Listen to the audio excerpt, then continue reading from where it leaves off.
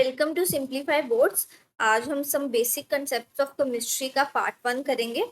तो स्टार्ट करते हैं। What is matter? तो मैटर क्या होता है? कोई भी ऐसी चीज जिसका मास हो और वो एक जगह को ऑक्यूपाई करे। जैसे एक पेन है, उसका एक मास भी है और वो जगह को भी ऑक्यूपाई कर रहा है। अब अगर ब्लैक बोर्ड है, क्लास में जो ब्लैक बोर्ड लगा होता है उसका एक मास है और वो जगह को भी ऑक्यूपाई कर रहा है। तो ऐसी कोई भी चीज जिसका मास भी हो और वो जगह को भी ऑक्यूपाई करे उसे मैटर कहते हैं। हम किसी भी चीज को अगर देख रहे हैं, टच कर रहे हैं या फिर फील कर पा रहे हैं तो वो मैटर से ही बनी है। एयर से लेके वाटर तक, रॉक्स, प्लांट्स या फिर हमारी बॉडी, हर एक चीज क्या है? मैटर से ही बनी है। तो physical classification of matter. Physically matter को कौन से बेसिस पे क्लासिफाई किया गया है? पहला solid, second liquid, third gas. Solid क्या है कि सॉलिड में एक बहुत ही रिजिड शेप होती है, एक डेफिनेट शेप एंड वॉल्यूम होता है। इसमें जो पार्टिकल्स होते हैं ना वो बहुत ज्यादा टाइटली पैक्ड होते हैं, मतलब बहुत पास पास होते हैं एक दूसरे के। और बहुत ज्यादा टाइटली पैक होने के कारण ही की जो शेप है वो बहुत ज्यादा रिजिड होते हैं, मतलब बहुत ज्यादा ही टाइटली पैक्ड होते हैं। और ये इनकम्प्रेसिबल होते हैं, मतलब इन्हें और दबाया नहीं जा सकता और बहुत ही ज्यादा रिजिड होते हैं। जैसे ice, iron rod, sugar cube. अब लिक्विड क्या होता है?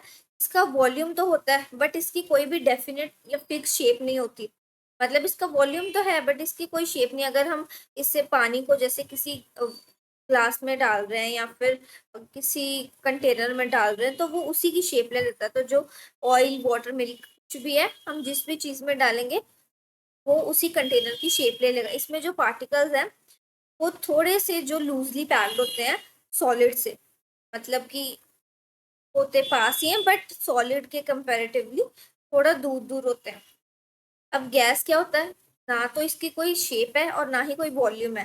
पार्टिकल्स बहुत दूर दूर होते हैं और बहुत फ्रीली मूव कर रहे होते हैं। अगर पार्टिकल एक यहाँ है तो दूसरा यहाँ, और पार्टिकल्स बहुत दूर दूर है, फ्रीली मूव कर रहे हैं। अब इसे हम कंप्रेस कर सकते हैं और एक्सपैंड कर सकते हैं जब हम कंटेनर को फिल कर रहे हैं, जैसे एयर, ऑक्सीजन या कार्बन डाइऑक्साइड हो गया। अब पहले तो हमने पढ़ी थी फिजिकल क्लासिफिकेशन, अब हम पढ़ेंगे on the basis of composition. Composition के बेसिस पे कैसे कैसे क्लासिफाइड है? एक तो प्योर सब्सटेंसेस और एक मिक्सचर्स। तो हम पहले प्योर सब्सटेंसेस पढ़ते हैं। These consist of a single type of particles, either an element or compound, and have uniform composition and properties. तो इनमें एक ही टाइप का पार्टिकल होता है और इनकी जो कंपोजिशन है वो यूनिफॉर्म है। अब पहले एलिमेंट्स। एलिमेंट्स क्या होते हैं? इन्हें हम तोड़ नहीं सकते। सिंपलर सब्सटेंसेस में वो जैसे हैं वैसे ही उन्हें हम तोड़ा, मतलब वो टूट नहीं सकते। और ये सिर्फ सिंगल काइंड ऑफ एटम से बनते हैं और ये एज अ एटम ही एग्जिस्ट करते हैं या फिर एज अ मॉलिक्यूल भी एग्जिस्ट कर सकते हैं। एग्जाम्पल्स जैसे हाइड्रोजन। हाइड्रोजन अपने आप में क्या है? एक एटम है। और ये क्या है? इसको हम तोड़ सकते हैं क्या? नहीं तोड़ सकते। ये अपने आप में ही एक एटम है और इसे और ज्यादा सिंपलर सब्सटेंस में नहीं तोड़ा जा सकता। ऐसे सेम गोल्ड, ऑक्सीजन। अब कंपाउंड्स। कंपाउंड्स क्या होते हैं? ये केमिकल कॉम्बिनेशन के साथ बनाए होते हैं जिसमें दो या दो से ज्यादा एलिमेंट्स को यूज किया जाता है फिक्स प्रोपोर्शन में, और इसे हम तोड़ सकते हैं सिंपलर सब्सटेंसेस में केमिकली। और इनकी जो प्रॉपर्टीज हैं वो बहुत डिफरेंट है एलिमेंट्स के कॉन्स्टिट्यूएंट्स से। अब जैसे वाटर है या कार्बन डाइऑक्साइड या सोडियम क्लोराइड है। अब वाटर H2 कैसे बना है? दो मॉलिक्यूल्स हाइड्रोजन के, एक ऑक्सीजन का। तो इसका मतलब कि अगर हम इसको तोड़ेंगे तो ये टूट जाएगा क्योंकि ये सिंगुलर सब्सटेंस से नहीं बना है, ये दो एलिमेंट्स से मिलकर बना है। तो अगर ये दो एलिमेंट्स से मिलकर बना है तो इसे हम केमिकली तोड़ सकते हैं। अब मिक्सचर क्या है? ये भी एक कॉम्बिनेशन है दो या दो से ज्यादा सब्सटेंसेस का। इसके जो कंपोनेंट्स है ना वो अपनी ओरिजिनल प्रॉपर्टीज को रिटेन कर लेते हैं और इन्हें हम सेपरेट भी कर सकते हैं बाय फिजिकल मीन्स। तो ये भी दो टाइप के हैं। पहला होमोजीनियस मिक्सचर, इसकी यूनिफॉर्म कंपोजिशन होती है, इसे सॉल्यूशन भी कहते हैं हम। तो इसमें जो पार्टिकल्स हैं वो हमें इजीली विजिबल नहीं होते। जैसे अगर हम पानी में शुगर को घोल दें तो क्या वो हमें दिखेगी? नहीं दिखेगी। तो इसका एक यूनिफॉर्म कंपोजिशन है और इसीलिए क्योंकि हम इसे नेक्ड आइस नहीं दे सकते तो हम इसको सॉल्यूशन बोलते हैं। अब हेटेरोजेनियस मिक्सचर, ये क्या होता है? नॉन यूनिफॉर्म कंपोजिशन है इसमें। इसमें जो कंपोनेंट्स है वो हमें विजिबल होते हैं और इनको हम सेपरेट कर सकते हैं बाय फिल्ट्रेशन, डिस्टिलेशन या किसी भी प्रोसेस के थ्रू। और इसमें एग्जाम्पल क्या है, जैसे sand in water, oil in water, serial in milk.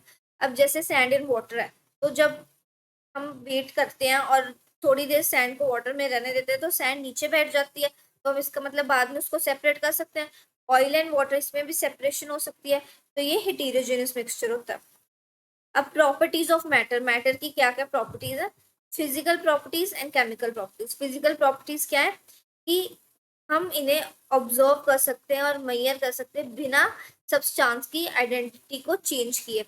जैसे कि बॉइलिंग पॉइंट हो गया, मेल्टिंग पॉइंट हो गया, हम कोई भी उसका कलर, ओडोर, डेंसिटी, ये सारी चीजें जो है हम ऑब्जर्व भी कर सकते हैं और मेजर भी कर सकते हैं, और हमें सब्सटेंस की आइडेंटिटी भी चेंज नहीं करनी पड़ेगी, जो सब्सटेंस है वो वैसा ही रहेगा। केमिकल प्रॉपर्टीज क्या होती है, जिसमें एक केमिकल चेंज आता है, वो एक रिएक्शन होती है उसमें, उसके बाद जो उसकी प्रॉपर्टीज हैं वो चेंज हो जाती हैं और वो एक नया सब्सटेंस बन जाता है।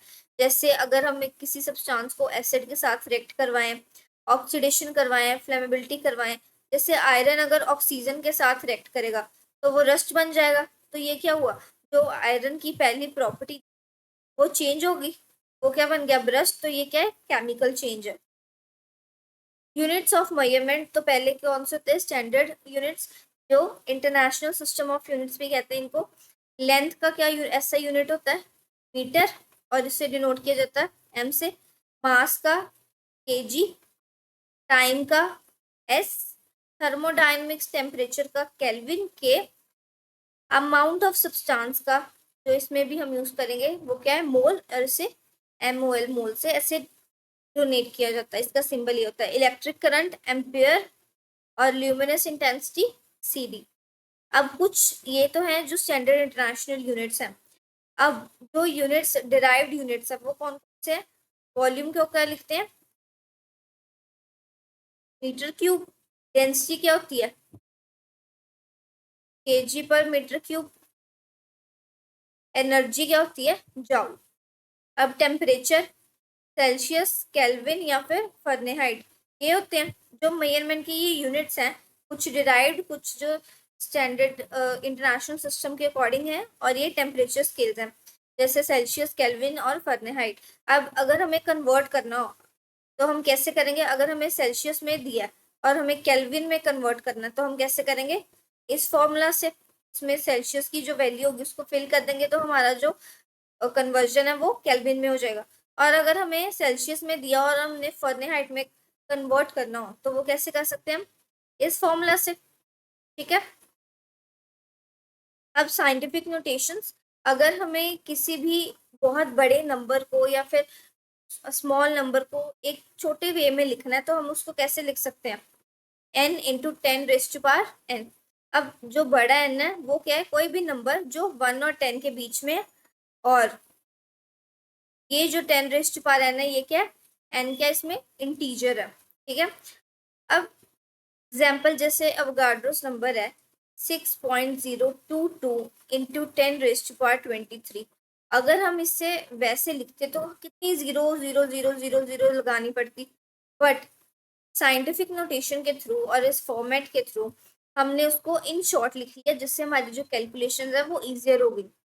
सिग्निफिकेंट फिगर्स कौन से होते हैं, इसमें जितने भी जो सर्टेन डिजिट्स हैं या अनसर्टेन डिजिट्स हैं उनको कैसे लिखना है ये बताया जाता है। और ये जो बेसिक कंसेप्ट है ये करने इसलिए ज़रूरी है क्योंकि जब आगे न्यूमेरिकल सॉल्व करेंगे उसमें ये जो बेसिक है वो पता होना चाहिए कि कैसे डोनेट करना है वर्ड को, और अगर कोई डेसिमल के बाद डिजिट कैसे हैं तो उनको कैसे लिखना है, तो ये सारा इसलिए पता होना चाहिए।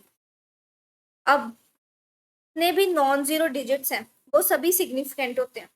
मतलब जैसे ये फर्स्ट एग्जांपल है 123.45, तो इसमें जीरो डिजिट्स तो कोई नहीं है, सभी नॉन जीरो है।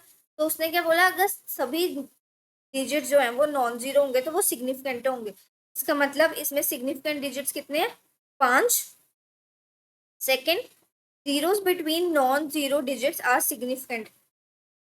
अगर कोई जीरो है नॉन जीरो डिजिट्स के बीच में तो वो भी सिग्निफिकेंट है। जैसे ये एग्जांपल है 5.003। अब नॉन जीरो डिजिट्स कौन से हैं, 5 3, और नॉन जीरो डिजिट्स के बीच में अगर जीरोज हैं तो फिर भी वो क्या है, सिग्निफिकेंट ही है, फिर भी हम उसको क्या काउंट करेंगे कि हमारे पास 4 सिग्निफिकेंट फिगर्स हैं। थर्ड है, leading zeros before the first non zero digit are not significant.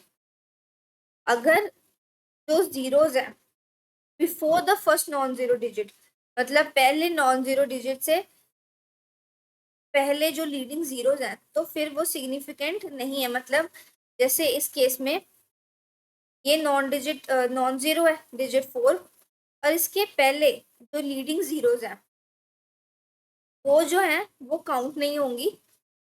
तो इसमें कौन कौन सी वैल्यू काउंट हो रही है, सिर्फ 450, और इसमें क्या है, सिर्फ 3 ही फिगर्स जो हैं वो सिग्निफिकेंट काउंट की जाएंगी। अब next, trailing zeros after decimal point are significant. अगर कोई भी जीरोस है आफ्टर डेसिमल पॉइंट तो वो क्या है, वो भी सिग्निफिकेंट ही है। In numbers without decimal points trailing zeros are not necessarily significant unless stated. अब जिनमें डेसिमल पॉइंट हो ही ना और ट्रेलिंग जीरोस हो आगे आगे, तो वो सिग्निफिकेंट है या नहीं है वो तब तक नहीं पता चल पाएगा जब तक उसको प्रॉपरली जो न्यूमेरिकल है उसमें स्टेट नहीं किया गया। जैसे ये डेसिमल वाला नहीं है, तो अब हमें नहीं पता कि ये जो है इसमें चारों की चारों सिग्निफिकेंट फिगर्स हैं या 3 है या 2 है। तो जब इसमें प्रॉपर बोला गया होगा जैसे 1.5 इंटू 10⁻², या 3 या 1 या 5, कुछ भी ऐसा बोला गया होगा, तब तक हम नहीं बता सकते कि ये जो फिगर है वो सिग्निफिकेंट है या नहीं है। राउंडिंग ऑफ, अगर जो हमारा लास्ट सिग्निफिकेंट डिजिट है वो ग्रेटर देन 5 है तो जो लास्ट डिजिट है वो 1 ऐड हो जाएगा। जैसे 2.718 है, अब 2.718 जो लास्ट डिजिट है वो क्या, last significant digit greater than 5 है, मतलब ये 5 से बड़ा ना 8 है। तो अगर हमें इसको एलिमिनेट करना है तो यहाँ पे एक ऐड हो जाएगा तो वो क्या बन जाएगा, 2.72। अब अगर जो डिजिट है वो लेस देन 5 है तो वो क्या होगा, अनचेंज्ड रहेगा। जैसे 9.524, अब ये लेस देन 5 है तो अगर हमें इसे एलिमिनेट करना है तो क्या रहेगा, 9.52 ही रहेगा। और अगर सिर्फ 5 ही डिजिट है, मतलब लास्ट पे 5 ही है, जैसे इस पे लास्ट पे 5 ही है ना, तो अगर लास्ट में 5 ही है तो फिर हम देखेंगे कि अगर ये है 2, अगर ये एक इवन नंबर है तो फिर इवन ही रहेगा। और अगर ऑड होगा यहाँ पे जैसे 7.35, अगर यहाँ पे ऑड होगा तो हम इसके नियरेस्ट इवन पे चले जाएंगे, मतलब 7.4 कर देंगे इसको। ठीक है, अब आगे करते हैं लॉज ऑफ केमिकल कॉम्बिनेशन। अब लॉज ऑफ केमिकल कॉम्बिनेशन क्या है, जब एलिमेंट्स कंबाइन करते हैं, कंपाउंड्स बनते हैं उनसे, तो जो कॉम्बिनेशन है उसमें कुछ लॉज लगते हैं। और जो ये लॉज है वो ये 5 बेसिक लॉज हैं जो लगते हैं। Law of conservation of mass, law of definite proportion, law of multiple proportion, Gauss law of gaseous volumes, Avogadro's law. तो ये जितने भी लॉ हैं इनको हम डिटेल में नेक्स्ट वीडियो में पढ़ेंगे, जो पार्ट 2 आएगा उसमें यही 5 लॉज जो हैं इन्हें हम डिटेल में पढ़ेंगे। तो अगर आपको ये वीडियो पसंद आई हो तो वीडियो को लाइक कीजिएगा, कमेंट में बताइएगा कि आपको ये वीडियो कैसी लगी, चैनल को सब्सक्राइब कर दीजिएगा। Thanks for watching.